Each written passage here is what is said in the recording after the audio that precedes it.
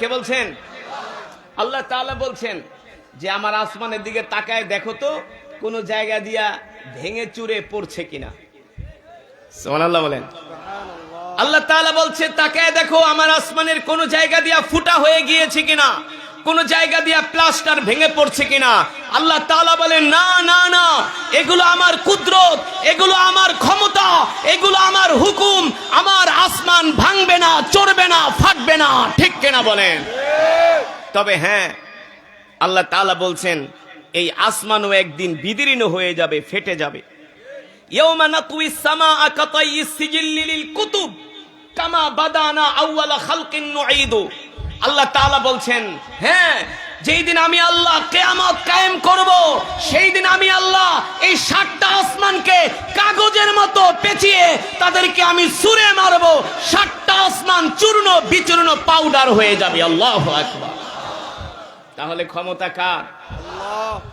আল্লাহর বান্দারা, যেই রবের এতক্ষণ যেই রবের সৃষ্টি নিয়ে, রবের ক্ষমতা নিয়ে আপনাদের সামনে আমি আলোচনা সংক্ষিপ্ত ভূমিকা টানলাম, এতক্ষণ সেই রবের জবানের কালাম থেকে আমি তেলাওয়াত করেছি।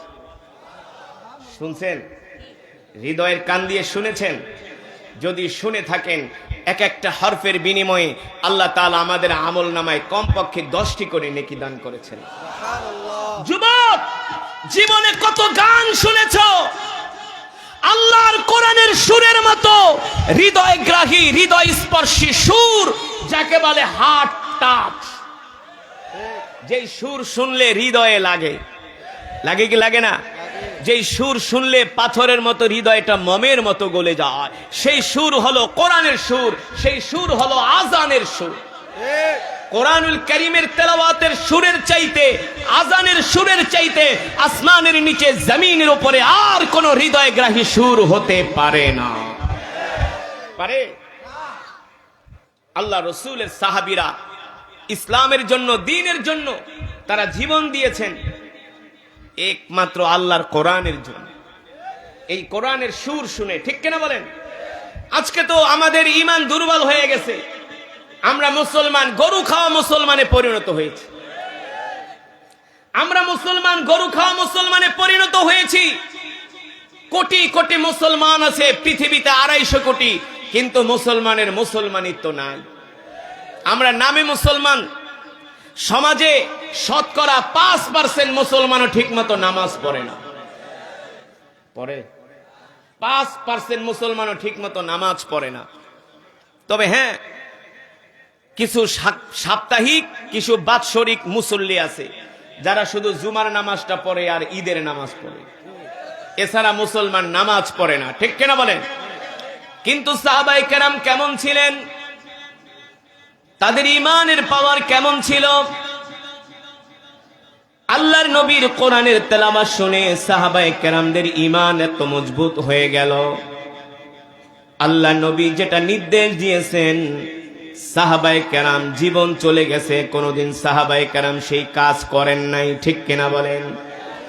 আল্লাহ নবী যেটাকে হারাম বলেছেন, সাহাবায়ে কেরাম সেটাকে হারাম সাব্যস্ত করেছেন। ঠিক কিনা বলেন? আল্লাহর নবী যেটা নির্দেশ দিয়েছেন, সাহাবায়ে কেরাম সীসা ডালা প্রাচীরের মতো ঐক্যবদ্ধ হয়ে আল্লাহর নবীর নির্দেশ মেনেছেন। ঠিক কিনা বলেন? মুসলমান, আজকে আমরা আল্লাহ তাআলার হুকুম মানি না, আল্লাহ তাআলার বিধান মানি না, আল্লাহ তাআলার হুকুম মানি না, আল্লাহ তাআলার বিধান মানি না। যেই আল্লাহ তাআলা এই আসমান, এই জমিন সৃষ্টি করলেন, সেই আল্লাহকে নিয়ে কটূক্তি করলেও কিন্তু আমাদের কষ্ট লাগে না। কথা বলেন? কথা আমরা তো নামাজ পড়ি না, আল্লাহর বিধান মানি না। যেই মালিক, এই বিশাল সাম্রাজ্যের মালিক, আসমানের মালিক, জমিনের মালিক আল্লাহ, সেই আল্লাহ তাআলাকে নিয়ে কটূক্তি করলেও মুসলমানের কষ্ট লাগে না। তো এই জমিনে ভূমিকম্প হবে না কি হবে? গজব আসবে না কি আসবে? যে আল্লাহ পৃথিবী সৃষ্টি করেছেন, সেই আল্লাহ তাআলাকে নিয়ে কটূক্তি করা হয়, সেই আল্লাহ তাআলার শানে বেয়াদবি করা হয়, মুসলমান তার কোনো প্রতিশোধ নিতে পারে না, প্রতিরোধ করতে পারে না। এই জমিন যে এখনো ধসে পড়ে নাই, এটাই তো আমাদের জন্য অনেক বড় পাওয়া। ঠিক কিনা বলেন? আমি আপনাদের সামনে যে কোরআন পড়লাম, এই কোরআন মুসলমান নিজেও পড়ে না, সন্তানদেরকেও শিখায় না। এই কারণে আমাদের প্রজন্ম, তরুণ প্রজন্ম, তারা নাস্তিক হয়ে যাচ্ছে, তারা গাঁজাখোর, নেশাখোর, ফেন্সিডিলখোর হয়ে যাচ্ছে। 6-7 এর ছেলেরা এখন প্রকাশ্যে সিগারেট খায়, মুরব্বিদের সামনে গাঁজা টানে, ঠিক কিনা বলেন? এই প্রজন্ম ধ্বংস হয়ে যাচ্ছে নেশার কবলে পড়ে। দোষ কাদের? দোষ আমাদের। আমরা আমাদের সন্তানদেরকে দিন শিখাই না, কোরআন শিখাই না। আমি যে বললাম এই পৃথিবী সৃষ্টি করেছেন আল্লাহ তাআলা, ইন্না ফি খালকিস সামাওয়াতি ওয়াল আরদি ওয়া ইখতিলাফিল লাইলি ওয়ান নাহার। আল্লাহ তাআলা বলেন, নবী, এই আসমান জমিন সৃষ্টি করেছি আমি আল্লাহ, রাত এবং দিনের মাঝে পার্থক্য সৃষ্টি করেছি আমি আল্লাহ। এই পৃথিবীর মালিক আমি আল্লাহ। তাবারাকাল্লাযী বিয়াদিহিল মুলকু ওয়া হুয়া আলা কুল্লি শাইইন কাদির। এই মুলকের মালিক আমি আল্লাহ, রাজত্বের মালিক আমি আল্লাহ। কুলিল্লাহুম্মা মালিকাল মুলক তুতিল মুলকা মান তাশা ওয়া তানজিউল মুলকা মিম্মান তাশা ওয়া তুইজ্জু মান তাশা ওয়া তুযিল্লু মান তাশা বিয়াদিকাল খাইর ইন্নাকা আলা কুল্লি শাইইন কাদির। আল্লাহ তাআলা বলেন, নবী, আমি আল্লাহ যাকে ইচ্ছা রাজত্ব দান করি, যাকে ইচ্ছা ক্ষমতা দান করি, আবার যার থেকে ইচ্ছা আমি আল্লাহ ক্ষমতা ছিনিয়ে নেই। আমি আল্লাহ এমন ক্ষমতার মালিক, এমন ক্ষমতার মালিক, আমি যদি চাই সে দুপুরের খাবারটা পর্যন্ত খাওয়ার সময় পাবে না, ঠিক কিনা বলেন? দুপুরের খাবার খাওয়ারও কি পাবে না? সময় পাবে না। প্যান্ট পরারও সময় পাবে না, গেঞ্জি পরারও সময় পাবে না। আল্লাহ বলে, আমি ছাড় দেই, ছেড়ে দেই না, ঠিক কিনা বলেন? এই যে ভূমিকম্প হচ্ছে জমিনের মধ্যে, কারণ কি?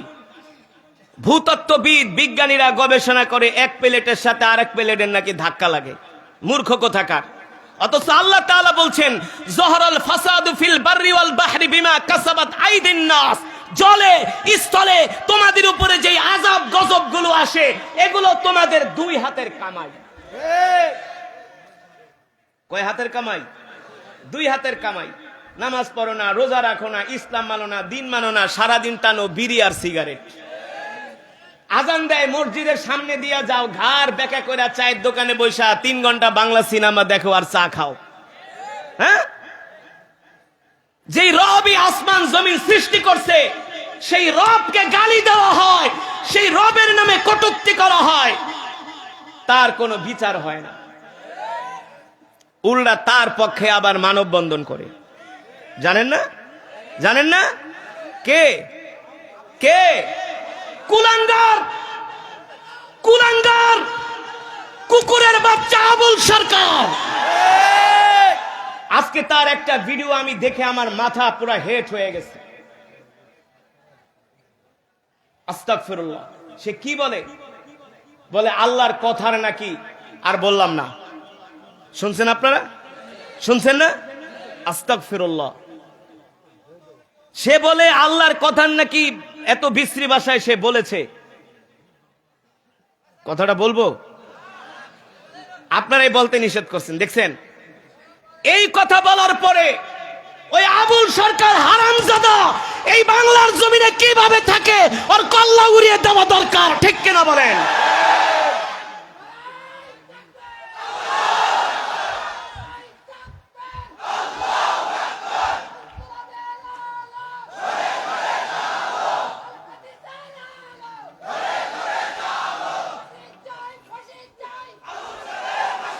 শোনেন,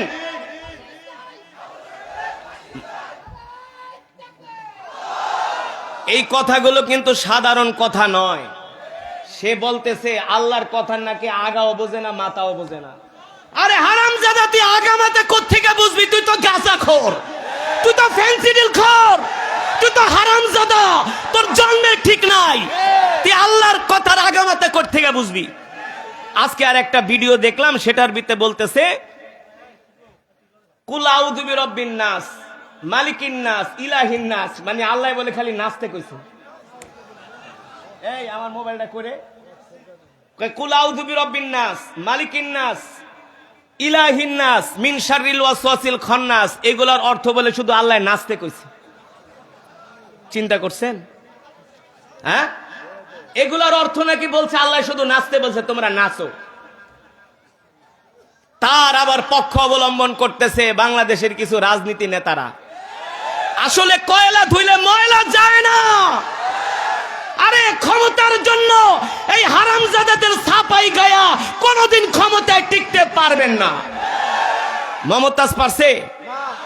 মমতাজ কইছে বুখারী তিরমিজি নাকি সব পড়ছে। সংসদে দাঁড়ায় বলছে সে বুখারী তিরমিজি সব পড়ছে। আমি মানিকগঞ্জ যায় বলছিলাম মমতাজ বুখারী তিরমিজি তো দূরের কথা, সূরা ফাতিহা সহি করে পড়তে পারবা না। যদি পারো আমরা তোমার দলে যোগ দিব, আর না পারলে এদেশের ধর্মপ্রাণ মুসলমান তোমাকে জুতার মালা গলায় দিয়া ঘোরাবে।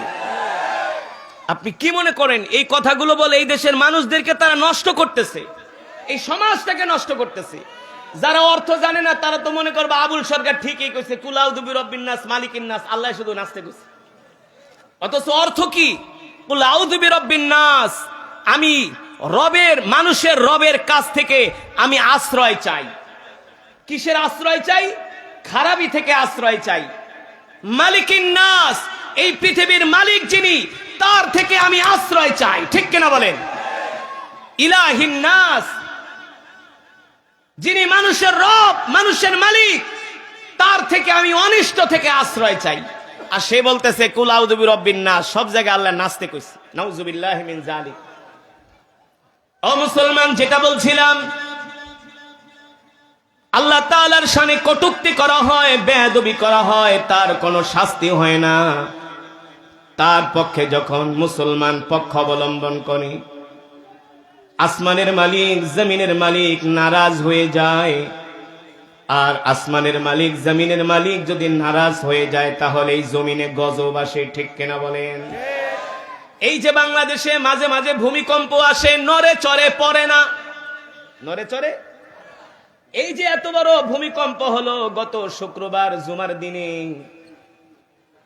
যেই ভূমিকম্পটা হয়েছে 5.7, এর চাইতে আরো কম ভূমিকম্পে কিন্তু 4.2 ভূমিকম্প হয়েছিল মায়ানমারে, সেখানে প্রায় 5,000 মানুষ মারা গেছে।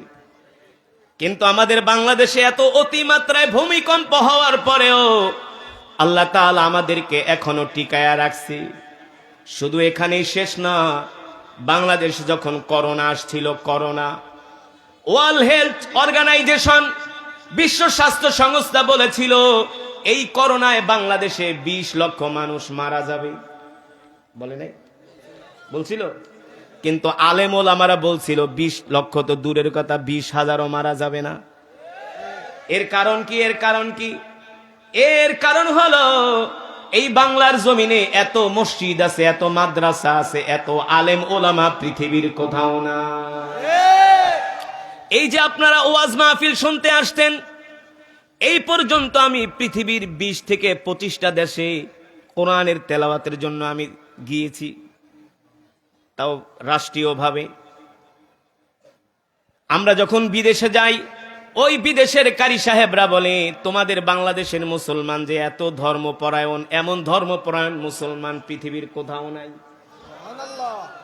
ঠিকই বলছে, বাংলাদেশে ধার্মিক মুসলমান বেশি, আবার চোরও বেশি। কি বেশি? ধার্মিক মুসলমানও বেশি, চোরও বেশি। ঠিক কিনা বলেন? কিন্তু এই ধার্মিক মুসলমানদের কারণে আল্লাহ তাআলা জমিনটাকে এখনো টিকায়া রাখছে। এ সমাজের 5% মুসলমানও নামাজ পড়ে না, কিন্তু এই জমিনে এমন কিছু আল্লাহওয়ালা আছে যারা রাত 3টার পরে ঘুমায় না। ঠিক কিনা বলেন? চোখের পানি ছেড়ে জাতির জন্য, দেশের জন্য, মুসলমানের জন্য দোয়া করে। এই যে বাংলাদেশে যতগুলো মাদ্রাসা আছে, কওমি মাদ্রাসা, হাফিজিয়া মাদ্রাসা, এই মাদ্রাসার ছাত্ররা কোনোদিন রাত 3টার পরে ঘুমায় না। ছোট ছোট বাচ্চারা উঠে উঠে গভীর রজনীতে তাহাজ্জুদের নামাজ পড়ে। তাহাজ্জুদের নামাজ পড়ে তারা কোরআন তেলাওয়াত শুরু করে দেয়। এই কোরআন তেলাওয়াতের কারণে, তাহাজ্জুদের কারণে আল্লাহ তাআলা এখনো আমাদের জমিনটাকে টিকিয়ে রেখেছেন। ঠিক কিনা বলেন? কিন্তু আমরা যদি বারবার সীমা লঙ্ঘন করতেই থাকি তাহলে কিন্তু আল্লাহর গজব আসবে। যখন গজব আসে তখন কিন্তু অলির গায়েও লাগে, লাগে কি লাগে না? কওমে লূত একটা সম্প্রদায় ছিল যারা জিনা করত, ব্যভিচার করত, গান বাজনা করত, অশ্লীল কাজ করত। আল্লাহ তাআলা জিবরাইলকে পাঠিয়ে দিলেন, ফেরেশতাদেরকে পাঠিয়ে দিলেন, এই জিবরাইল যাও যাও, ওই যে কওমে লূতেরা তারা সমকামিতা করে, জিনা করে, ব্যভিচার করে, হারাম কাজ করে, অশ্লীলতা করে, ওই জমিনটাকে তোমরা উল্টায়া দাও, মাটির ভিতরে ডাবায়া দাও। ফেরেশতারা এসে বলেছিল, আল্লাহ ওই জমিনটাকে যে উল্টায়া দিব, জমিনের মধ্যে তো ভালো মানুষও আছে। আল্লাহ তাআলা বলে, জমিনের মধ্যে যে ভালো মানুষ আছে, ভালো মানুষ সহ ওই জমিনটা উল্টায়া দাও। ঠিক কিনা বলে? এই যে ভূমিকম্প যে হলো, আরেকটু বেশি হইলে বাংলাদেশের অবস্থা খারাপ হয়ে যাইতো। সেখানে শুধু নাস্তিক, মুরতাদ, বেঈমানরা, আবুল সরকারের মতো হারামিরা মরতো না, ইমানদারেরাও কিন্তু মরতো।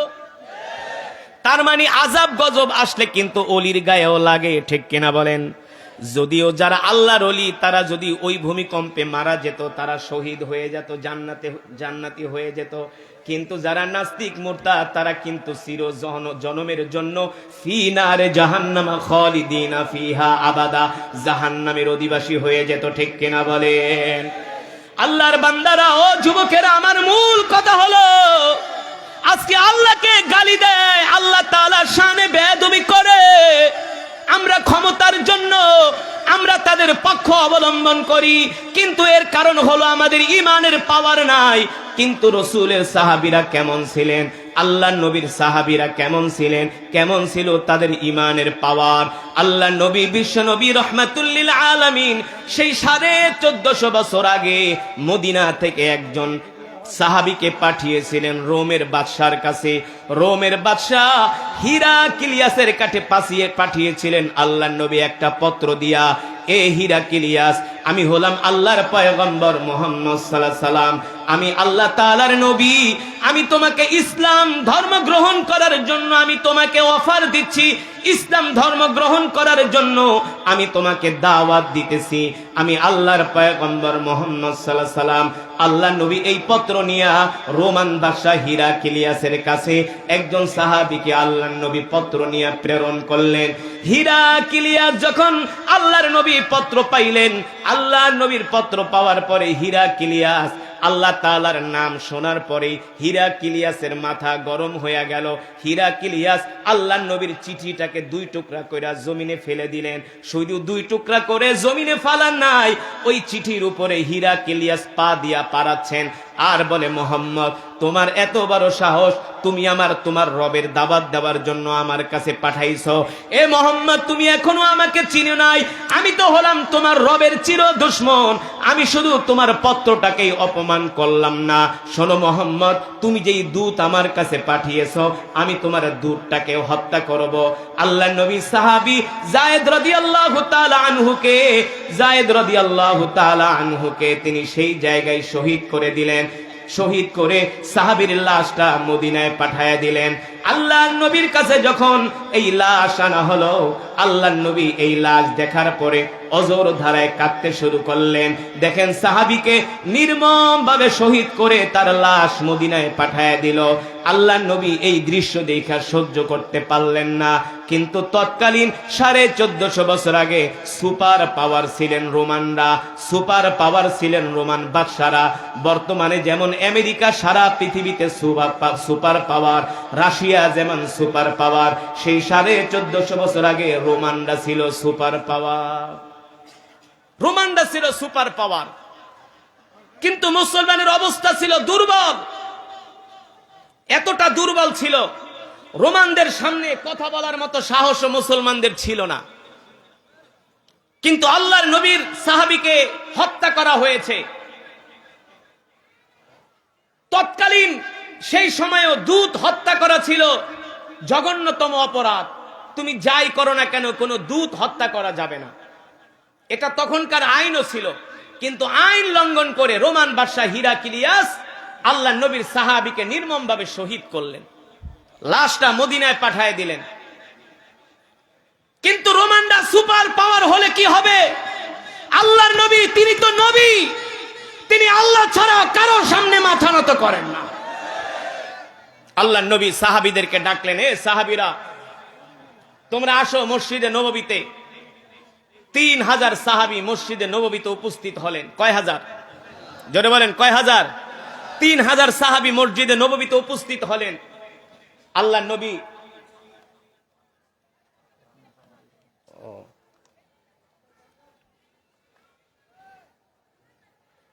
আজকের মাহফিলে যিনি প্রধান অতিথি তিনি চলে যাবেন, এই জন্য তিনি আপনাদের সামনে একটু সালাম বিনিময় করবেন। আপনারা ধৈর্য ধরে বসেন, কেউ ওঠাউঠি করবেন না, প্লিজ বসেন। বড় ভাই বসেন, বয়ান শেষ করে যান, অল্প সময় বয়ান হবে। প্রধান অতিথি তিনি ব্যস্ত মানুষ, তিনি একটু আপনাদের সামনে দোয়া নিয়ে সালাম বিনিময় করে তিনি যাবেন। আমরা কেউ ওঠাউঠি করবো না। মজমাটা যেমন সুন্দর ছিল আমরা এই সৌন্দর্য বজায় রাখবো ইনশাআল্লাহ। সকলে আমরা একটু ধৈর্য সহকারে বসে ইনশাআল্লাহ।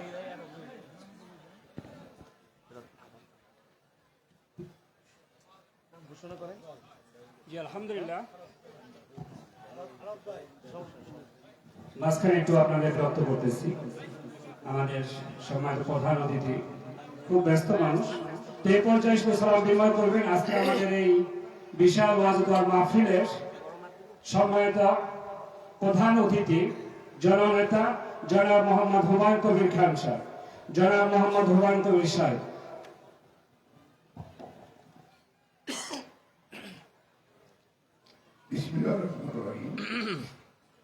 আজকের এই কালিয়াকুর বাজার জামে মসজিদ কর্তৃক আয়োজিত বার্ষিক ওয়াজ মাহফিলের সম্মানিত সভাপতি, সম্মানিত প্রধান বক্তা, বিশিষ্ট উলামায়ে কেরাম, আমার সঙ্গে আগত সম্মানিত নেতৃবৃন্দ, প্রিয় মুসলিম কেরাম, আসসালামু আলাইকুম। ওয়ালাইকুম আসসালাম। আমি ক্ষমা চেয়ে নিচ্ছি আমাদের প্রধান বক্তা, উনি ওনার ইসলাম সম্পর্কে আলোচনা শুরু করেছেন, এর মাঝখানে কথা বলাটা এর একটা বেদবির সামনে করে ক্ষমা চেয়ে নিচ্ছি। আমি লম্বা কোনো আলোচনা যাবো না। প্রতি বছরের নেয় এই গোলাম নবী স্কুল ময়দানে এই ওয়াজ মাহফিল দেশে গুণী উলামায়ে কেরামদেরকে নিয়ে আয়োজন করে থাকেন এবং কালিয়াকুর বাসী প্রত্যেক এলাকা থেকে আপনারা যারা এই ইসলামী জলসা আলোচনা শুনতে আসেন সকলের প্রতি আমার কৃতজ্ঞতা প্রকাশ করে আমি সংক্ষিপ্ত ভাবে একটা বিষয়ের উপরে কথা বলতে চাচ্ছি। সেটা হলো আমাদের দেশের সাবেক প্রধানমন্ত্রী, একজন দেশপ্রেমিক মানুষ, শহীদ রাষ্ট্রপতি জিয়াউর রহমানের ঘরণী, এবং তিনি নিজেও দেশের পরপর 3 বার সরকার প্রধান ছিলেন। উনি এই মুহূর্তে গুরুতর অসুস্থ অবস্থায় এভার কেয়ার হসপিটালে ভর্তি আছে। আমি ওনারই একজন রাজনৈতিক কর্মী হিসাবে আপনাদের কাছে শুধু দোয়া চাচ্ছি, আল্লাহ যাতে ওনাকে সুস্থ করে আমাদের মাঝে নিয়ে আসেন। আপনাদের কাছে দোয়াটা চেয়ে আজকের ওয়াজ মাহফিলের সফলতা কামনা করে আমি আমার আলোচনা শেষ করছি। সবাই ভালো থাকবেন। আল্লাহ হাফেজ। আসসালামু আলাইকুম রহমতুল্লাহ।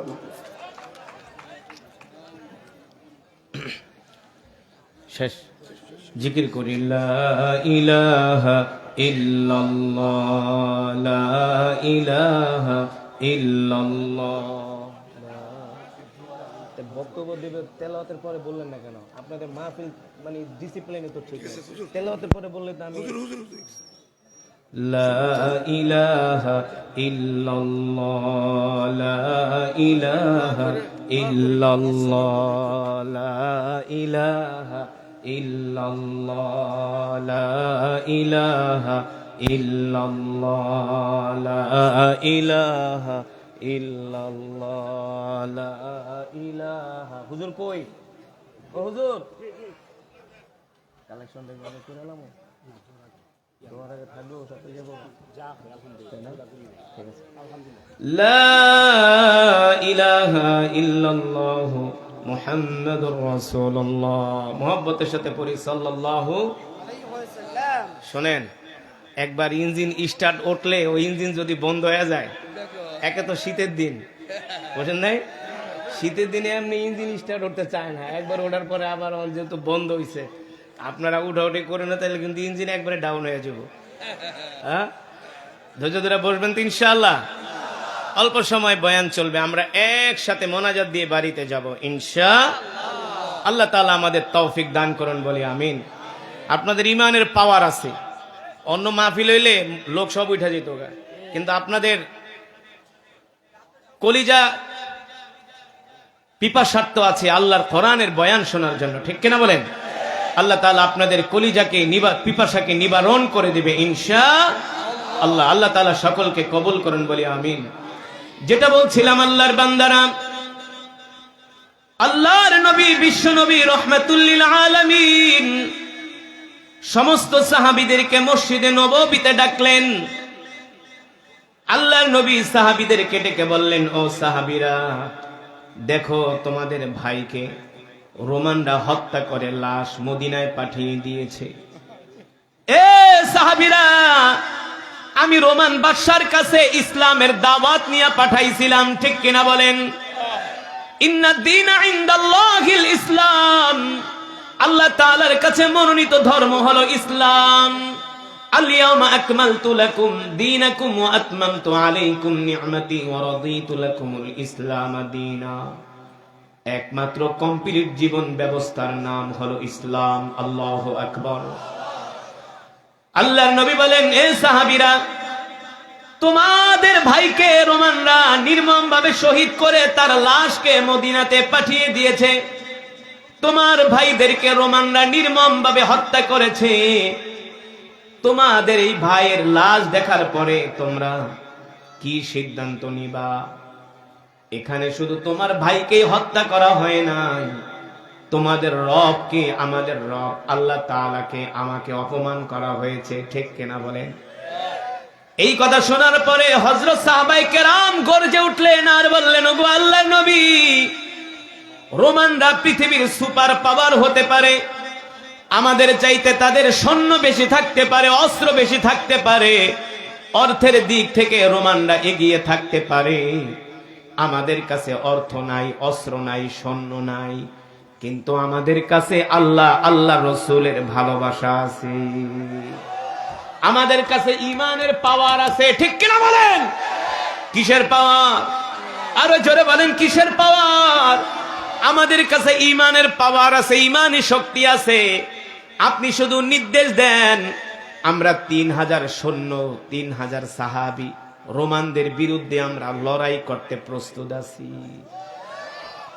রোমানদের বিরুদ্ধে আমরা যুদ্ধ করতে প্রস্তুত আছি, শুধু আমাদেরকে আপনি অর্ডার দেন। আল্লাহু আকবার। এই কথা শোনার পরে আল্লাহর নবী খুশি হয়ে গেলেন। 3000 সাহাবীকে ডাকলেন। 3000 সাহাবীকে সমবেত করে আল্লাহর নবী ডাক দিলেন, আইনা যায়েদ ইবনে হারেসা, এ যায়েদ ইবনে হারেসা কোথায়? তাআলাও ইজলিস হুনাক। এ যায়েদ ইবনে হারেসা কোথায়? কোথায় আছো? এই জায়গায় আমার পাশে আইসা বসো। যায়েদ ইবনে হারেসা বসলেন। আল্লাহর নবী ডাক দিলেন, আইনা জাফর বিন আবি তালেব, এ আমার ভাই জাফর বিন আবি তালেব কোথায়? জাফর বিন আবি তালেব আসলেন। আল্লাহ নবী তৃতীয় নম্বরে ডাক দিলেন, আইনা আব্দুল্লাহ বিন রাওয়াহা, এ আমার কলিজার টুকরা সাহাবী আব্দুল্লাহ বিন রাওয়াহা কোথায়? আল্লাহ নবী তিনজনকে ডাক দিলেন। প্রথম আল্লাহ নবী বললেন, আইনা যায়েদ বিন হারেসা, কিফ হুনাক, এ যায়েদ দাঁড়াও, দাঁড়াও, ওই জায়গায় দাঁড়াও। যায়েদ ইবনে হারেসা দাঁড়ায় গেলেন।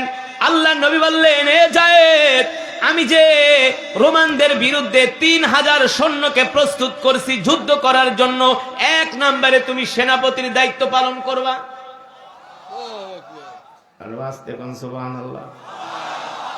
মিয়া আবুল সরকার আল্লাহরে গালি দেয়, আল্লাহ তাআলার নামে কটূক্তি করে।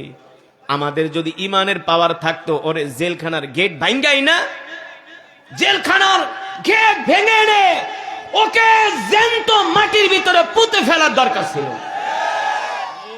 আমাদের তো সেই ইমানের পাওয়ার নাই। কিসের আবার আদালত, কিসের আবার মামলা? ভিডিও ফুটেজ আছে, প্রমাণ আছে, কিসের আবার আদালত? ঘুষখোরদের আদালতে জীবনও বিচার হবে না, চোরদের আদালতে জীবনও বিচার হবে না। আজকে সেই আবুল সরকারকে ছাড়ানোর জন্য মানববন্ধন করা হচ্ছে। যেই জজ আবুল সরকারকে যদি কোনোভাবে জামিন দেয়, ওই জজের জিহ্বা টেনে ছিঁড়ে ফেলা হবে। ঠিক কিনা বলেন? আল্লাহর শানে বেয়াদবি করবে, আর আমরা সেটা মাথা নিচু করে চোখ বুজে সহ্য করে নিব। সেই সময় আর এখন বাংলাদেশে নাই, সেই সময় বাংলাদেশে নাই।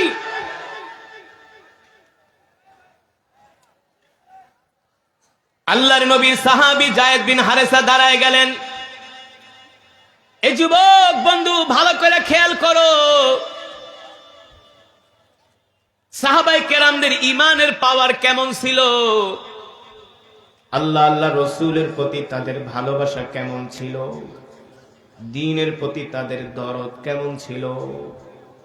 যায়েদ বিন হারেসা দাঁড়ায় গেছি, আল্লাহ নবী ডাক দিয়া বলে, যায়েদ, এক নম্বরে তুমি যুদ্ধের সেনাপতি, এক নম্বরে তুমি সেনাপতির দায়িত্ব পালন করবা। তোমার হাতে থাকবে এক নম্বরে কালেমার পতাকা, তোমার হাতে থাকবে কালেমার ঝান্ডা। যুদ্ধের ময়দানে তুমি প্রথম নেতৃত্ব দিবা। এই কথা শোনার পরে যায়েদ বিন হারেসা মুস্কি মুস্কি হাসতেছে, আল্লাহু আকবার। দুই নম্বরে বললেন, আইনা জাফর বিন আবি তালেব, এ আমার ভাই জাফর বিন আবি তালেব কোথায়? জাফর বিন আবি তালেব দাঁড়ায় গেলেন। আল্লাহ নবী ডাক দিয়া বললেন, জাফর, দুই নম্বরে তুমি যুদ্ধের ময়দানে সেনাপতির দায়িত্ব পালন করবা। আল্লাহু আকবার। জাফর বিন আবি তালেব বীর দর্পে তরবারি নিয়ে দাঁড়ায় গেলেন আর বললেন, লাব্বাইক ওয়া সাদাইক ইয়া রাসূলুল্লাহ। ওগো নবী, আপনি শুধু আমাকে অর্ডার দেন, আমি আল্লাহ রসুলের জন্য আমি আমার জীবনটা আল্লাহর রাস্তায় কোরবানি করতে রাজি আছি। তিন নম্বরে আল্লাহর নবী ডাকলেন, আইনা আব্দুল্লাহ বিন রাওয়াহা, এ আমার ভাই, এ আমার সাহাবী আব্দুল্লাহ বিন রাওয়াহা কোথায়? আব্দুল্লাহ বিন রাওয়াহা দাঁড়ায় গেলেন। তিনজন সাহাবী এক সিরিয়ালে দাঁড়ানো। একজন সাহাবী আর একজন সাহাবীকে বলে, বন্ধু, এতদিন পর্যন্ত আমরা যতগুলা যুদ্ধ করছি, প্রত্যেকটা যুদ্ধে সেনাপতি ছিল একজন। কয়জন? জোরে বলেন। প্রত্যেকটা যুদ্ধে সেনাপতি ছিল একজন, কিন্তু আল্লাহর নবী আজকে যুদ্ধের ময়দানে তিনজন সেনাপতির নাম ঘোষণা করছি। তার মানে কি, তিনজন সেনাপতির নাম যেহেতু ঘোষণা করছে, এই তিনজনের একজনও আমরা আর যুদ্ধের ময়দান থেকে ফিরে আসব না, আমরা তিনজনেই আল্লাহর রাস্তায় শহীদ হয়ে যাব। আল্লাহর নবী বলে দিছে, তোমরা তিনজন শহীদ হয়ে গেলে এ সাহাবীরা তোমাদের মধ্য থেকে একজন সেনাপতি তোমরা নির্বাচিত করে নিবা। আল্লাহু আকবার। তার মানে এই তিনজন যুদ্ধের ময়দানে শহীদ হয়ে যাবে, তারা আর কোনোদিন ফিরে আসবে তারা জানতেন আর কোনোদিন ফিরে আসবে না। কেমন ছিল সাহাবীদের ঈমান, কেমন ছিল তাদের আল্লাহ রসুলের প্রতি ভালোবাসা। তিনজন মুস্কি মুস্কি হাসতেছে, তারা আনন্দ পাচ্ছে, তিনজন মজা করতেছে, বন্ধু আমরা আর যুদ্ধের ময়দান থেকে ফিরে আসবো না, আমরা আল্লাহর রাস্তায় শহীদ হয়ে যাব। আল্লাহু আকবার। আল্লাহ আমাদের দোয়াকে কবুল করে নিছে। আল্লাহু আকবার। এই পৃথিবীর জমিনে আল্লাহ নবী বলছেন, সবচেয়ে মর্যাদার মৃত্যু হলো শহীদ মৃত্যু। সবচেয়ে মর্যাদার মৃত্যু হলো শহীদ মৃত্যু। সবচেয়ে ইজ্জতের মৃত্যু হলো শহীদ মৃত্যু। সবচেয়ে কম কষ্টের মৃত্যু হলো শহীদ মৃত্যু। আল্লাহু আকবার। আল্লাহ নবী ডাক দিলেন, এ যায়েদ, যাও যাও, তুমি তোমার মার থেকে বিদায় নিয়ে আসো। কারণ এই যে যুদ্ধের ময়দানে যাচ্ছ, আর ফিরে আসবা না, শেষ। আর কোনোদিন দুনিয়াতে তোমার মায়ের সাথে দেখা হবে না, দেখা হবে জান্নাতে। যাও যায়েদ, মায়ের সাথে দেখা করে আসো। যায়েদ ইবনে হারেসা ডাক দিয়া বলে, ওগো আল্লাহর নবী, আমি তো আপনার পালক পুত্র, আপনি হলেন আমার পিতা, আর আমার মা আম্মাজান আয়েশা তো এখানেই আছে, আমার তো আর যাবার দরকার নাই। তার চাইতে আমি একটু আমার তরবারিটা ধার দিই, তার চাইতে আমি আমার তরবারিটা একটু ধার দেই, শান দেই, যুদ্ধের জন্য প্রস্তুতি নেই। আল্লাহু আকবার। এই কথা শোনার পরে আল্লাহর নবী এত খুশি হয়ে গেলেন। 2 নম্বরে আল্লাহর নবী ডাক দিলেন, আইনা জাফর বিন আবি তালেব। এ জাফর, এ আমার ভাই জাফর, যাও যাও যাও, তোমার তো ছোট 2টা বাচ্চা আছে। কতদিন পর্যন্ত তুমি মদিনার বাহিরে ছিলা, কেবলমাত্র হিজরত কইরা মদিনায় আসছো। যাও, তুমি তোমার বাচ্চাদের থেকে আর স্ত্রীর থেকে শেষ বিদায় নিয়ে চলে আসো। আল্লাহু আকবার। যাও জাফর, তুমি তোমার স্ত্রীর থেকে আর বাচ্চাদের থেকে শেষ বিদায় নিয়ে চলে আসো।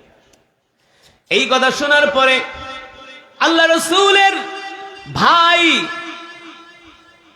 জাফর বিন আবি তালেব বাড়ির দিকে দৌড় শুরু করলেন। বাড়ির দরজার সামনে যায় ডাক দিলেন, তাআলাউ ইয়া জাওজি, ও আমার প্রিয়তমা স্ত্রী, কোথায় গো তুমি? আসো আসো, তোমার সাথে আমি কিছু কথা বলতে চাই। জাফর বিন আবি তালেবের স্ত্রী বলে, প্রাণের স্বামী গো, আমি আপনার জন্য খাবার প্রস্তুত করতেছি। কি করতেছি? আমি আপনার জন্য খাবার প্রস্তুত করতেছি। জাফর বিন আবি তালিব বলে, প্রিয়তমা, খাবার প্রস্তুত করার দরকার নাই, খাবার খাওয়ার সময়ও আমার হাতে নাই। জাফর বিন আবি তালেবের স্ত্রী ডাক দিয়া বলে, প্রাণের স্বামী গো, কেন কেন, আপনি কি আমার উপরে রাগ করছেন? কতদিন পরে আপনি বাড়িতে আসছেন, মদিনার বাহিরে ছিলেন, আমি অনেক শখ করে আপনার জন্য রান্না করতেছি, আমি আমার হাত দিয়ে আপনাকে খাবার খাইয়ে দিব। জাফর বিন আবি তালেব ডাক দিয়া বলে, প্রিয়তমা, খাবার খাওয়ার সময় আমার হাতে নাই। আল্লাহর নবী যুদ্ধের ময়দানে 2 নম্বরে আমার নাম ঘোষণা করছে, 2 নম্বরে আমি সেনাপতির দায়িত্ব পালন করব। আমার আগে একজন, আমার পরে একজন, আমি হলাম মাঝখানে। তার মানে হলো, এতদিন আমরা যত যুদ্ধে গিয়েছি, প্রত্যেকটা যুদ্ধে সেনাপতি ছিল একজন, আজকের যুদ্ধে সেনাপতি 3 জন। আল্লাহর নবী বলে দিয়েছে, এই 3 জনের একজনেও আমরা আর জীবিত ফিরে আসতে পারবো না, আমরা 3 জনেই আল্লাহর রাস্তায় শহীদ হয়ে যাব, আল্লাহর রাস্তায় শহীদ হয়ে যাব। এই কথা শোনার পরে একটা স্ত্রীর অবস্থা কি হয়? আমরা যে গ্রাম থেকে বাড়িতে ঢাকায় আসি, এই ঢাকা আসার দৃশ্য দেখলেই তো আমাদের সন্তান স্ত্রীরা কান্না করতে করতে শেষ। আধা কিলোমিটার পর্যন্ত আগায় দেয়, অটোতে উঠায় দেয়, ব্যাগটাই না দেয়, ঠিক কিনা বলেন? বারবার ফোন দেয়, পৌঁছাইছো কিনা, কিছু খাইছো কিনা। সন্তান এসে কোলে উঠে, মাথায় উঠে, আদর করে, আসতে দেয় না, যেতে পারবা না। কিন্তু আল্লাহ রাসূল সাহাবী জাফর বিন আবি তালেব বলতেছে, ও প্রিয়তমা স্ত্রী, রান্না করো না, খাওয়ার সময় নাই, যুদ্ধের ময়দানে যেতে হবে। আল্লাহ নবী ঘোষণা করে দিছে, আমরা 3 জনই শহীদ হয়ে যাব, আর ফিরে আসব না। জাফর বিন আবি তালেবের স্ত্রী বলে, প্রাণের স্বামী গো, কতদিন পরে বাড়িতে আসছেন, একটু সময় দেন, কয়েক লোকমা খাবার আপনি আমার হাতে খেয়ে যান। জাফর বিন আবি তালিব বলে, স্ত্রী রে, দুনিয়ার খাবারের জন্য আমাকে ডেকো না, আমি আমার নাকের মধ্যে জান্নাতের ঘেরান পাইতেছি। জোরে বলেন সুবহানাল্লাহ, আল্লাহু আকবার। এই স্ত্রী আমাকে খাবারের জন্য ডেকো না, আমি আমার নাকের মধ্যে জান্নাতের খুশবুর ঘেরান পাইতেছি। আল্লাহু আকবার। এই কথা বলে জাফর বিন আবি তালেব বলে, স্ত্রী কান্না করো না, মন খারাপ করো না, তোমার সাথে এই দেখাই আমার শেষ দেখা না, আমি তোমার জন্য আল্লাহর জান্নাতের সিঁড়িতে অপেক্ষা করব। আমি তোমার জন্য আল্লাহর জান্নাতের সিঁড়িতে অপেক্ষা করব। জাফর বিন আবি তালেবের স্ত্রী এই কথা শোনার পরে গলা কাটা মুরগির মতো ছটফট কইরা কান্না করতেছে। জাফর বিন আবি তালিব বলে, স্ত্রী কেঁদো না, কেঁদো না, ইসবির ইসবির, ধৈর্য ধারণ করো। শোনো, আমি আমার বিদায় মুহূর্তে তোমার কাছে একটা ওসিয়াত কইরা যাই। আমার ছোট ছোট দুইটা পুত্র সন্তান আছে, আমি যেই পথে যাচ্ছি আমার সন্তানগুলো বড় হলেও তাদেরকে সেই পথে পরিচালিত করবে। তার মানে কি, বাবা আল্লাহর দ্বীনের জন্য শহীদ হতে যাচ্ছে, সন্তানও যেন আল্লাহর দ্বীনের জন্য শহীদ হয়ে যায়। ঠিক কিনা বলেন? আল্লাহু আকবার। এই কথা বলার পরে জাফর বিন আবি তালেব ঘোড়া দৌড়ায়া তরবারি নিয়ে যুদ্ধের ময়দানে রওনা শুরু করলেন। জাফর বিন আবি তালেবের স্ত্রী ঘর থেকে বের হইয়া ঘরের দরজার সামনে দাঁড়ায়া জাফর বিন আবি তালেবকে বলে, ও প্রিয়তমা স্বামী, ও প্রিয়তম স্বামী, একবার তাকান, একবার আমার দিকে তাকান। জাফর বিন আবি তালেব বলে, স্ত্রী রে, আমাকে আর তাকাতে বলো না, আমি আমার চোখের মধ্যে, চোখের সামনে জান্নাত দেখতেছি। আল্লাহু আকবার। জাফর বিন আবি তালেব যুদ্ধের জন্য রওনা হয়ে গেল। তৃতীয় জনের কথা আরো বেশি হৃদয় বিদারক। তৃতীয় যার নাম আল্লাহ ঘোষণা করেছিলেন আল্লাহ রসুল, তার নাম হলো আব্দুল্লাহ বিন রাওয়াহা। নাম কি? আব্দুল্লাহ বিন রাওয়াহা রাদিয়াল্লাহু তাআলা আনহু মদিনার একজন টকবগে যুবক। মদিনার একজন টকবগে যুবক, কেবলমাত্র নতুন বিবাহ করছি, কেবলমাত্র নতুন বিবাহ কইরা স্ত্রীকে বাসর ঘরে রাইখা আসছে। কেবলমাত্র বিবাহ করে স্ত্রীকে বাসর ঘরে রেখে আসছে। আল্লাহ নবী ডাক দিছে, দেরি করে নাই, স্ত্রীকে বাসর ঘরে রাইখা আল্লাহর নবীর ডাকে সাড়া দিছে। আল্লাহু আকবার। এই হলো সাহাবায়ে কেরামদের ঈমান। ওই সাহাবীদের সামনে কেউ যদি আল্লাহ আল্লাহ রসুলকে কোনো কটূক্তি করছে, কোনো দেরি নাই, কল্লা উড়ায় দিছে। কি করছে? কল্লা উড়ায় দিছে। আল্লাহর নবী নিজে বলছেন, মান সাবিয়া নবী, মান সাব্বা নবিয়ান ফাকতুলু, মান সাব্বা নবিয়ান ফাকতুলু।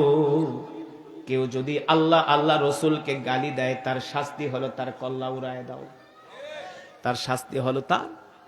এখানে কোনো কম্প্রোমাইজ করার সুযোগ নাই, এখানে কোনো নীরবতা পালন করার সুযোগ নাই, এখানে কোনো দয়া দেখার সুযোগ নাই। সব জায়গায় দয়া চলে না, সব জায়গায় উদারতা চলে না। ঠিক কিনা বলেন?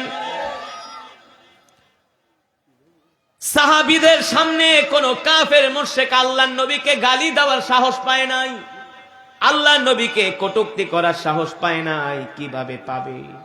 সাহাবায়ে কেরাম তাদের জীবনের চাইতে আল্লাহ আল্লাহ রাসূলকে ভালোবাসছে। ঠিক কিনা বলেন? ওই যে আব্দুল্লাহ বিন রাওয়াহা রাদিয়াল্লাহু তাআলা আনহু স্ত্রীকে বাসর ঘরে রেখে আল্লাহর নবীর ডাকে সাড়া দিয়া মসজিদে নববীতে চলে গেছে। আল্লাহর নবী ডাক দিয়ে বলে, যাও যাও যাও আব্দুল্লাহ বিন রাওয়াহা, তুমি তোমার স্ত্রীর কাছ থেকে শেষ বিদায় নিয়ে আসো। আব্দুল্লাহ বিন রাওয়াহা রাদিয়াল্লাহু তাআলা আনহু দৌড়ায়া বাড়িতে গেলেন। ঘরের দরজার সামনে যায়া আব্দুল্লাহ বিন রাওয়াহা ডাক দিতেছে, ইফতাহিল বাব, ইফতাহিল বাব। ও প্রিয়তমা স্ত্রী, ঘরের দরজা খোলো। আব্দুল্লাহ বিন রাওয়াহার স্ত্রী ঘরের দরজা খুলে দিলেন। স্ত্রী বলতেছেন, প্রিয়তম স্বামী ঘরে আসেন, আপনার জন্য আমি বাসর ঘরে অপেক্ষা করতেছি। আল্লাহু আকবার। আপনার জন্য আমি বাসর ঘরে অপেক্ষা করতেছি। এই কথা শোনার পরে সাহাবী আব্দুল্লাহ বিন রাওয়াহা রাদিয়াল্লাহু তাআলা আনহু তিনি ঘরে দরজার সামনে দাঁড়ায় বলে, প্রিয়তমা, ও আমার প্রিয়তমা স্ত্রী, ডেকো না, ডেকো না, ডেকো না, আমাকে ঘরে যাওয়ার জন্য ডেকো না। আব্দুল্লাহ বিন রাওয়াহার স্ত্রী বলতেছে, কেন গো প্রাণের স্বামী, আমি কি আপনার মনে কোনো কষ্ট দিয়েছি কিনা? আপনি কেন বলতেছেন আমি আপনাকে ডাকবো না? আপনি কি আমার উপরে রাগ করছেন কিনা? সাহাবী আব্দুল্লাহ বিন রাওয়াহা ডাক দিয়া বলে, প্রিয়তমা স্ত্রী, না না না, আমি তোমার উপর কোনো রাগ করি নাই। কেবল তো তোমাকে আমি বিবাহ করে বাড়িতে আনলাম, তুমি তো হলে আমার নববধূ। তাহলে স্ত্রী বলে, আমাকে কেন নিষেধ করতেছেন? আপনাকে আমি ঘরে আসার জন্য ডাকবো না। এই কথা শোনার পরে আব্দুল্লাহ বিন রাওয়াহা ডাক দিয়ে বলে, স্ত্রী রে, কেন তুমি ডাকবা না? এর কারণ হলো আমাকে এমন একজন ব্যক্তি ডেকেছেন যাকে আমি আমার স্ত্রীর চাইতে সবচেয়ে বেশি ভালোবাসি। আল্লাহু আকবার। যিনি আমাকে ডেকেছেন, আমি আমার মা, আমার বাবা, আমি আমার পরিবার, স্ত্রীর চাইতে আল্লাহ আল্লাহ রসুলকে ভালোবাসি। আল্লাহু আকবার। আমার সেই কলিজার টুকরা নবী আমাকে নির্দেশ দিছে, এই মুহূর্তে আমাকে জিহাদের ময়দানে যেতে হবে, এই মুহূর্তে আমাকে জিহাদের ময়দানে যেতে হবে। তবে গো প্রিয়তমা শোনো, আল্লাহ নবী এটাও ঘোষণা করে দিছে, তোমার স্বামী আর কোনোদিন যুদ্ধের ময়দান থেকে ফিরে আসবে না। তোমার স্বামী যুদ্ধের ময়দানে শহীদ হয়ে যাবে। তোমার স্বামীর সাথে এই দুনিয়াতে আর কোনোদিন সাক্ষাৎ হবে না। তোমার স্বামীর সাথে এই দুনিয়ার জমিনে আর কোনোদিন সাক্ষাৎ হবে না। এই কথা শোনার পরে আব্দুল্লাহ বিন রাওয়াহার স্ত্রী অঝোর ধারায় কান্না করতেছে আর বলে, প্রাণের স্বামী গো, তাহলে একটা বারের জন্য ঘরে আসেন, একটা বারের জন্য ঘরে আসেন, আপনার চেহারাটা আমি একটু দেখি, আপনি আমার চেহারাটা একটু দেখেন।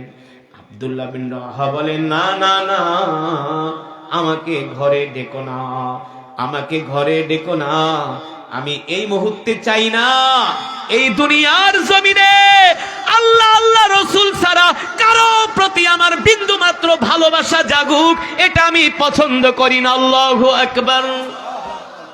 এই দুনিয়ার জমিনে এই মুহূর্তে কারো প্রতি আমার ভালোবাসা জাগুক, এটা আমি পছন্দ করি না। স্ত্রী, বিদায় দিয়া দাও, তবে তোমার সাথে এই দেখাই আমার শেষ দেখা না। তোমার জন্য আমি জান্নাতের সিঁড়িতে অপেক্ষা করব। আব্দুল্লাহ বিন রাওয়াহার স্ত্রী বলতেছে, ও প্রাণের স্বামী, আমি হলাম মদিনার সবচেয়ে সুন্দরী কন্যা, আমাকে বলা হয় হুরে মদিনা, আমাকে বলা হয় হুরে মদিনা। মদিনার যুবকরা আমার জন্য পাগল। এমন একটা সুন্দরী কন্যাকে বিবাহ করে বাড়িতে আনছেন, নববধূর চেহারা কি একবার দেখবেন না? আব্দুল্লাহ বিন রাওয়াহা বলে, তোমারে দেখলেই তো তোমার প্রতি আমার ভালোবাসা জাগবে, তোমার প্রতি আমার মমতা জাগবে, প্রেম ভালোবাসা জাগবে। আমি চাই না এই মুহূর্তে আল্লাহ আল্লাহ রসুল ছাড়া কারো প্রতি আমার ভালোবাসা জাগুক। স্ত্রী, কষ্ট পেও না, আমাকে বিদায় দিয়া দাও, তোমার জন্য আমি জান্নাতের সিঁড়িতে অপেক্ষা করব। আল্লাহু আকবার। এই কথা বলে আব্দুল্লাহ বিন রাওয়াহা বের হয়ে গেলেন যুদ্ধের ময়দানে। এবার 3000 সাহাবী সহ 3 জন সেনাপতি সহ স্বয়ং আল্লাহর নবী সানাওয়াতুল ওয়াদা পর্যন্ত 3000 সাহাবীকে আগায় দিলেন।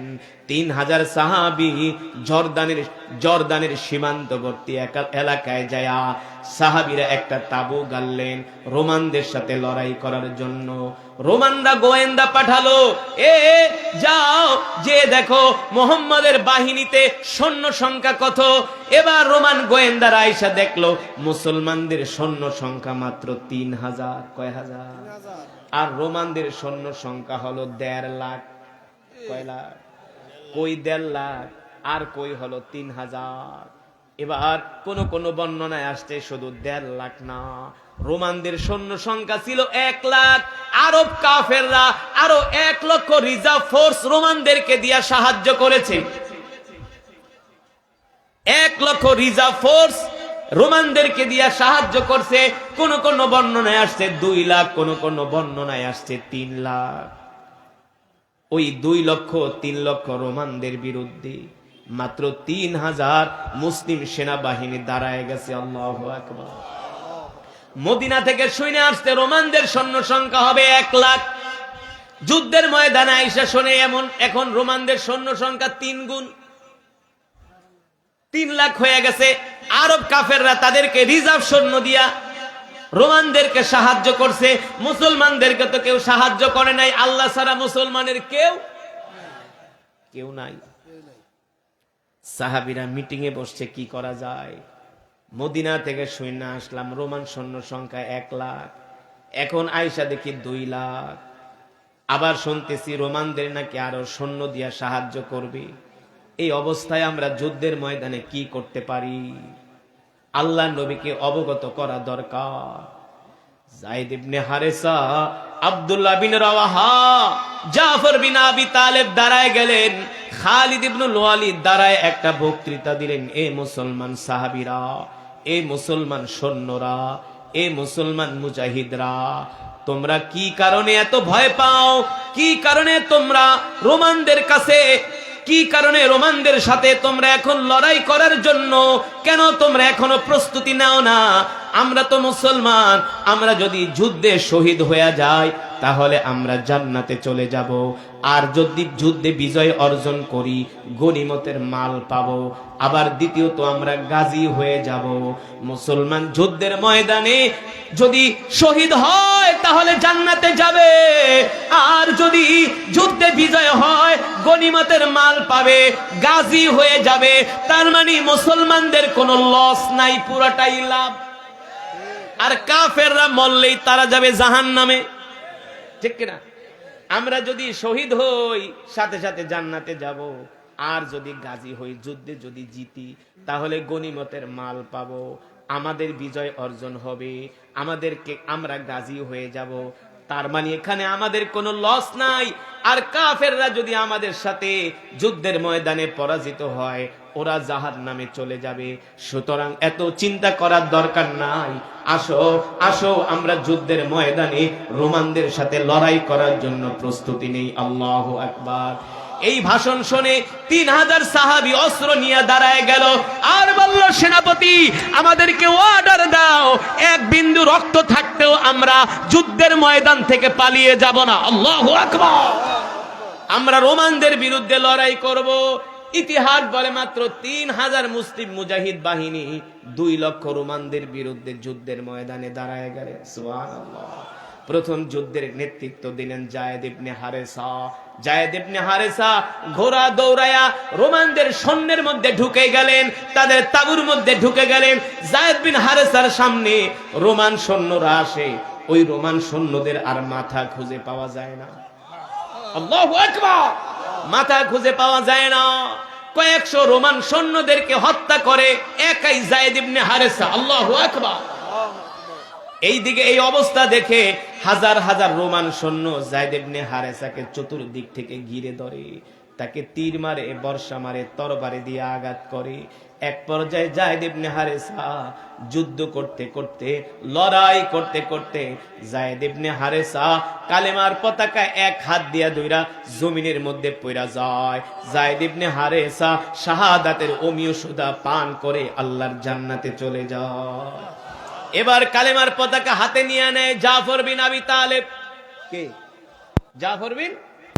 এবার জাফর বিন আবি তালেব কালেমার পতাকা বাম হাতে নিয়া ঘোড়ার উপরে উঠা বাস পাখির মতো উইরা উইরা রোমানদেরকে হত্যা করতেছে। আল্লাহু আকবার। যেই দিকে জাফর বিন আবি তালেব যায় ওই দিকে আর রোমানদেরকে খুঁজে পাওয়া যায় না, শুধু রোমানদের মাথা জমিনের মধ্যে পড়া থাকে। আল্লাহু আকবার। রক্তের নদী বয়ে গেছে মুতার প্রান্তরে। আল্লাহু আকবার। এই দৃশ্য দেখা রোমানদের মাথা নষ্ট হয়ে গেল, রোমানরা চিন্তায় পড়ে গেল, রোমান সেনাপতিরা টেনশনে পড়ে গেল। আমরা যুদ্ধের ময়দানে আসার আগে কি খসড়া করছিলাম, কি চুক্তি করছিলাম, যুদ্ধের ময়দানে আসার আগে আমরা কি শখ করছিলাম, এখন আইসা দেখি যুদ্ধের ময়দানে পুরাটাই চিত্র ভিন্ন। যুদ্ধের ময়দানের এই অবস্থা দেখা রোমান সৈন্যরা রোমান সেনাপতিকে বলে, আমরা মনে হয় না কোনো মানুষের সাথে যুদ্ধ করতেছি, মনে হয় আমরা ফেরেশতার সাথে যুদ্ধ করতেছি। আল্লাহু আকবার। মানুষের কি এত বড় সাহস হয় নাকি একা ঘোড়া দৌড়ায়া হাজার হাজার রোমানদের ভিড়ের মধ্যে ঢুইকা যায়? আল্লাহু আকবার। এই যুদ্ধের অবস্থা দেখা রোমানদের মনোবল ভেঙে যায়, রোমানদের মনোবল আস্তে আস্তে করে ভেঙে যায়, তারা ভয় পায়া যায়। এবার জাফর বিন আবি তালিবকে চতুর্দিক থেকে ঘিরা ধরে রোমান সৈন্যরা। কেউ তীর মারে, কেউ তরবারি দিয়ে আঘাত করে, কেউ বর্ষা দিয়ে আঘাত করে, কিন্তু জাফর বিন আবি তালিবকে তারা দমাতে পারে না। যেই দিকে জাফর বিন আবি তালিব যায় সেই দিকেই শত শত রোমান সৈন্যরা নিহত হয়ে যায়। আল্লাহু আকবার। এক পর্যায়ে রোমান সেনাপতি আয়েশা জাফর বিন আবি তালেবের ঘোড়ার সামনের পাও কেটে ফেলে। যখন ঘোড়ার সামনের পা কেটে দেয় আর ঘোড়া দৌড়াতে পারে না, ঘোড়া জমিনের মধ্যে পড়ে যায়। জাফর বিন আবি তালেব ঘোড়া থেকে লাফ দিয়ে এবার জমিনে দাঁড়ায়া এক হাতে কালেমার পতাকা আর এক হাতে তরবারি, বীর দর্পে যুদ্ধ করতে থাকে জাফর বিন আবি তালেব। বীর দর্পে যুদ্ধ করতে থাকে জাফর বিন আবি তালেব। হাজার হাজার রোমান সৈন্য জাফর বিন আবি তালিবকে প্রতিরোধ করতে পারে না, তার গতিরোধ করতে পারে না, তাকে থামানোর মতো কোন শক্তি ওই মুতার প্রান্তরে নাই। আল্লাহু আকবার। শেষ পর্যায়ে রোমান সৈন্যরা আয়েশা জাফর বিন আবি তালেবের ডান হাতে একটা তরবারি দিয়ে আঘাত করে। এক আঘাতে জাফর বিন আবি তালেবের ডান হাত তার দেহ থেকে বিচ্ছিন্ন হয়ে যায়। এবার জাফর বিন আবি তালেব কালেমার পতাকা দাঁত দিয়া আঁকড়ে ধরে আর বাম হাত দিয়া যুদ্ধ করে। আল্লাহু আকবার। দাঁত দিয়া কালেমার পতাকা আঁকড়ে ধরে আর বাম হাত দিয়া রোমানদের সাথে লড়াই করে। হাত থেকে রক্ত পড়তেছে, রক্তে পুরা শরীর ভিজা যাইতেছে জাফর বিন আবি তালেবের। সাহাবায়ে কেরামরা তাকায় তাকায় দেখতেছে জাফর বিন আবি তালেব আল্লাহর দ্বীনের জন্য রক্ত দিতেছে। আল্লাহু আকবার। এক পর্যায়ে রোমান সৈন্যরা আয়েশা জাফর বিন আবি তালেবের বাম হাতে একটা তরবারি দিয়ে আঘাত করে। এবার জাফর বিন আবি তালেবের বাম হাত কেটে ফেলে। জাফর বিন আবি তালেবের ডান হাতও নাই, জাফর বিন আবি তালেবের বাম হাতও নাই। এবার জাফর বিন আবি তালেব কালেমার পতাকাটা দাঁত দিয়া কামড়া ধরে দাঁড়ায় থাকে, দাঁত দিয়া কামড়ে ধরে কালেমার পতাকাটা দাঁড়ায় থাকে। কালেমার পতাকা জমিনে পড়তে দেয় না। এবার রোমান সৈন্যরা আয়েশা জাফর বিন আবি তালেবের ডান পা কেটে দেয়। জাফর বিন আবি তালেব জমিনের মধ্যে লুটায় পড়ে, বাম পা কেটে দেয়। জাফর বিন আবি তালেব এবার জমিনের মধ্যে লুটায় পড়ে। আল্লাহর পয়গম্বরের সাহাবী জাফর বিন আবি তালেবের ডান হাতও নাই, ডান হাত নাই, বাম হাতও নাই, ডান পাও নাই, বাম পাও নাই, পুরা চারটা অঙ্গ দেহ থেকে তারা কেটে বিচ্ছিন্ন করে দিছে। জাফর বিন আবি তালেবের নিথর দেহটা মুতার প্রান্তরে পড়ে আছে, কালেমার পতাকা দাঁত দিয়া কামড়া ধইরা রাখছি। আল্লাহু আকবার। এবার আব্দুল্লাহ বিন রওয়াহা দৌড়ায় আসছি, খালিদ ইবনুল ওয়ালিদ দৌড়ায় আসছি। আয়েশা বলে, এ খালিদ ইবনুল ওয়ালিদ, একটু পরে তো আব্দুল্লাহ বিন রওয়াহা শহীদ হয়ে যাবে, কিন্তু আল্লাহর নবীকে তুমি বইলা দিও মুতার প্রান্তরে কাফেরেরা রোমানরা জাফর বিন আবি তালেবের ডান হাত কাটছে, ডান পা কাটছে, ডান হাত কাটছে, বাম হাত কাটছে, ডান পা কাটছে, বাম পা কাটছে। জাফর বিন আবি তালেব রোমানদের কাছে মাথা নত করে নাই। শেষ পর্যন্ত জাফর বিন আবি তালেব আল্লাহর জমিনে দ্বীন কায়েমের জন্য জিহাদ করে গেছে, লড়াই চালায় গেছে। আল্লাহু আকবার। জাফর বিন আবি তালেব কালেমার পতাকা দাঁত দিয়ে আঁকড়া ধরে রাখছে, কালেমার পতাকাকে জমিনে পড়তে দেয় নাই। আল্লাহ নবীকে বইলা দিও জাফর বিন আবি তালেব মৃত্যুর আগ পর্যন্ত কালেমার পতাকাকে অপমান করতে দেয় নাই। আল্লাহু আকবার। এই কথা শোনার পরে যুদ্ধের ময়দানে সমস্ত সাহাবীরা ঝরঝর করে সকলের চোখের পানি পড়তেছে, কান্নার রোল পড়া গেছে। জাফর, আজকে তুমি যুদ্ধের ময়দানে যে নজরানা পেশ করলা, এই নজরানা পৃথিবীর ইতিহাসে ভাস্বর হয়ে থাকবে, ঠিক কিনা বলে? এবার জাফর বিন আবি তালেব যখন শহীদ হয়ে যায়, জিব্রাইল আমিন আল্লাহর নবীর কাছে যায়, বলে গো আল্লাহর নবী, একটু আগে আপনার ভাই জাফর বিন আবি তালেব মুতার প্রান্তরে শহীদ হয়ে গেছে। আল্লাহু আকবার। জাফর বিন আবি তালেবের 2 হাত 2 পা রোমানরা কেটে ফেলছে, তারপরও জাফর বিন আবি তালেব রোমানদের সামনে মাথা নত করে নয়। এই কথা শোনার পরে আল্লাহর নবী দৌড়ায়া জাফর বিন আবি তালেবের বাড়িতে গেছি। জাফর বিন আবি তালেবের ছোট ছোট 2টা বাচ্চা দৌড়ায় আসছে। আয়েশা বলেন আমার আব্বা জানের কি খবর, আমার বাবা কবে আসবে যুদ্ধের ময়দান থেকে? জাফর বিন আবি তালেবের স্ত্রী ঘরের মধ্যে দরজার পাশে দাঁড়ায় আছে। আল্লাহর নবী ডাক দিয়া বলে, জাফরের স্ত্রী, শোনো শোনো শোনো, মন খারাপ করো না, কষ্ট পায়ো না। একটু আগে তোমার প্রিয়তম স্বামী আল্লাহর জমিনে দ্বীন কায়েমের জন্য জাফর শহীদ হয়ে গেছে। কষ্ট পায়ো না, জাফর শহীদ হয়ে গেছে। তোমার সাথে এই দুনিয়াতে আর কোনোদিন দেখা হবে না, আর কোনোদিন দেখা হবে না। এবার এই কথা বলার পরে জাফর বিন আবি তালেবের স্ত্রী গলা কাটা মুরগির মতো ছটফট করতেছে। আল্লাহর নবী ডাক দিয়া বলে, জাফরের স্ত্রী কান্না করো না, আমি আমার ভাই জাফরকে দেখেছি জান্নাতের মধ্যে সে পাখি হয়ে উঠতেছে। জোরে বলেন আল্লাহু আকবার। জাফর বিন আবি তালেব যেদিন শহীদ হয়ে যায়, ওই দিন রাতে সাহাবীরা স্বপ্ন দেখে জাফর বিন আবি তালেব জান্নাতের মধ্যে পাখি হয়ে উঠতেছে। সাহাবীরা প্রশ্ন করে, ভাই, ও ভাই জাফর, তোমার তো সৌভাগ্য, তুমি যে জান্নাতের মধ্যে পাখি হয়ে উঠতেছো, ডানা কোত্থেকে পাইলা? জাফর বিন আবি তালেব বলে, ভাই রে, কাফেররা আমার 2 হাত 2 পা কেটে ফেলেছে, আমি তো এখন আর হাঁটতে পারি না, চলতে পারি না, এই কারণে আল্লাহ তাআলা আমার 2 বাহুতে 2টা পাখা লাগায়া দিছে, আর এই পাখা দিয়া উইরা উইরা আমি জান্নাতের নিয়ামত গুলো দেখতেছি। আল্লাহু আকবার। জোরে বলেন আল্লাহু আকবার। মুসলমান, আল্লাহ রসুলের সাহাবীদের সামনে কেউ ইসলামকে নিয়ে কটূক্তি করার সাহস পায় নাই, আল্লাহ রসুলকে গালি দেওয়ার সাহস পায় নাই, আল্লাহর শানে রসুলের শানে বেয়াদবি করার সাহস পায় নাই। কারণ সাহাবীদের ঈমান ছিল তাজা ঈমান, সাহাবীদের ঈমানের পাওয়ার ছিল।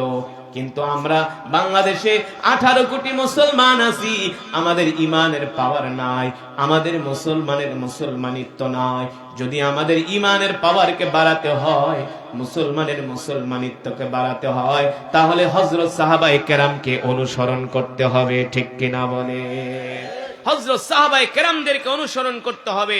আল্লাহর নবী বলেছেন, মিন আসহাবিকান নুজুম ইক্তাদাইতুম ইহতাদাইতুম, তোমরা আমার সাহাবীদেরকে অনুসরণ করো, আমার এক একজন সাহাবী তোমাদের জন্য তারকা তুল্য, ঠিক কিনা বলেন? এই কারণে আল্লাহর বান্দারা, আজকের মাহফিল থেকে আমি আপনাদেরকে উদাত্ত আহ্বান জানাবো, আসেন আমরা আল্লাহ রসুলের আদর্শে আদর্শিত হই।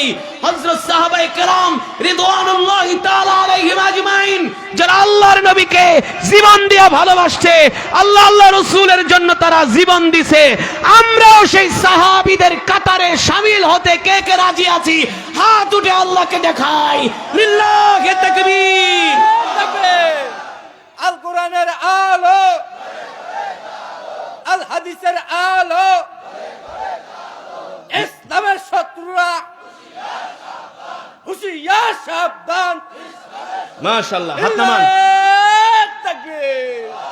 হাত নামান। কথাগুলো এই কারণে বললাম,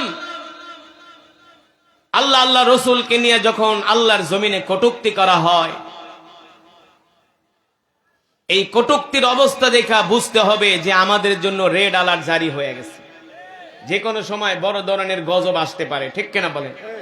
এই কারণে আমরা সব সময় সোচ্চার থাকবো, চোখ কান খোলা রাখবো, যাতে আল্লাহ আল্লাহ রসুলকে কটূক্তি করে ইসলামের বিরুদ্ধে অবমাননা করে বাংলার জমিনে কেউ যাতে টিকতে না পারে, ঠিক কিনা বলেন? এটা আমাদের ঈমানি দায়িত্ব, এটা আমাদের ঈমানি দায়িত্ব। হযরত সাহাবায়ে কেরামদের মতো আমাদের ঈমানের বলে বলিয়ান হয়ে, তাদের আদর্শে আদর্শিত হয়ে, তাদের আদর্শে আদর্শ গ্রহণ করে আল্লাহর জমিনে আল্লাহর দ্বীনের জন্য আমাদের প্রত্যেককে ইসলামের সৈনিকের ভূমিকা পালন করতে হবে, ঠিক কিনা বলেন? আল্লাহ তাআলা আমাদের সকলকে তৌফিক দান করুন বলে আমিন। হযরত সাহাবায়ে কেরামদের মতো ঈমান আল্লাহ আমাদেরকে দান করুন বলে আমিন। বসেন, ওঠাউঠি করবেন না, 2 মিনিটের ভিতরে মোনাজাত হয়ে যাবে, কেউ ওঠাউঠি করবেন না। বসেন বসেন বসেন। শোনেন, আজকের মাহফিলে এসে আপনারা খুশি নাকি বেজার? জোরে বলেন, খুশি নাকি বেজার? বলি আলহামদুলিল্লাহ। যদি খুশি হয়ে থাকেন তাহলে আপনারা একটু বিসমিল্লাহ বলে পকেটে হাত দেন। আপনাদের কাছে এখন কিছু ছাত্ররা যাবে, আপনারা এই মাহফিলের জন্য যে যা পারেন, যার যেমন এবিলিটি আছে, তৌফিক আছে,